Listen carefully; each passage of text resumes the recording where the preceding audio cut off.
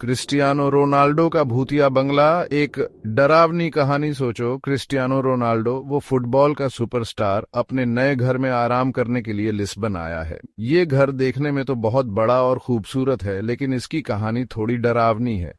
कुछ लोग तो ये भी कहते हैं कि यहाँ भूत है, लेकिन रोनाल्डो, जो कभी भूतों पर विश्वास नहीं करता, वो इन बातों को अनसुना कर देता है। जैसे ही वो अंदर कदम रखता है, एक अजीब सी गंध उसे घेर लेती है। वो इस पर ध्यान नहीं देता और घर की पुरानी सजावट को निहारने लगता है, लेकिन उसे कुछ अजीब सा महसूस होता है। उसे लगता है जैसे दीवारों पर लगी पुरानी कैथोलिक मूर्तियां उसे देख रही हैं। एक रात खाना खाने के बाद रोनाल्डो सोने जाता है। अचानक उसे धीमे धीमे कदमों की आवाज सुनाई देती है। वो सोचता है कि ये तो बस हवा होगी, लेकिन आवाज फिर से आती है। उसका दिल तेजी से धड़कने लगता है। वो खिड़कियां और दरवाजे चेक करता है, लेकिन उसे कुछ नहीं मिलता। तभी एक ठंडी हवा कमरे में घुसती है और लाइटें धीमी हो जाती हैं। रोनाल्डो को डर लगने लगता है। जैसे ही वो स्विच की तरफ हाथ बढ़ाता है, दीवारों से एक भयानक हंसी गूंजती है। वो मुड़कर देखता है तो एक भयानक चेहरा प्लास्टर से बाहर निकल रहा है, जो धीरे धीरे एक भूत का रूप ले लेता है। भूत उसे घूरता है और फुफकारता है, तुम यहां नहीं रह सकते, ये घर तुम्हारा नहीं है।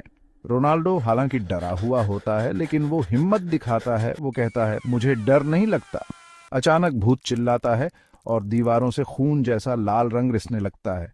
भागने की बजाय रोनाल्डो हिम्मत जुटाता है और आगे बढ़ता है। बाहर वो देखता है कि चारों तरफ घना कोहरा छाया हुआ है और हर पेड़ के नीचे परछाइयां छिपी हुई हैं। जैसे ही वो आखिरकार वहां से निकलता है, एक भयानक आवाज फुसफुसाती है, तुम भले ही हमसे बच गए हो, लेकिन याद रखना, हम वापस आएंगे। रोनाल्डो वहां से भाग जाता है और कभी पीछे मुड़कर नहीं देखता। अब वो घर खाली पड़ा है, उसका दरवाजा हमेशा के लिए बंद है। लेकिन रोनाल्डो, वो आज भी सोचता है कि उस रात उसका सामना किससे हुआ था। क्या वो बुरी ताकतें कभी वापस आएंगी? ये सवाल उसके मन में आज भी घूमता रहता है, उसे डराता रहता है। तो ये थी क्रिस्टियानो रोनाल्डो के भूतिया बंगले की कहानी। अच्छे सपने देखना, अगर देख सको तो।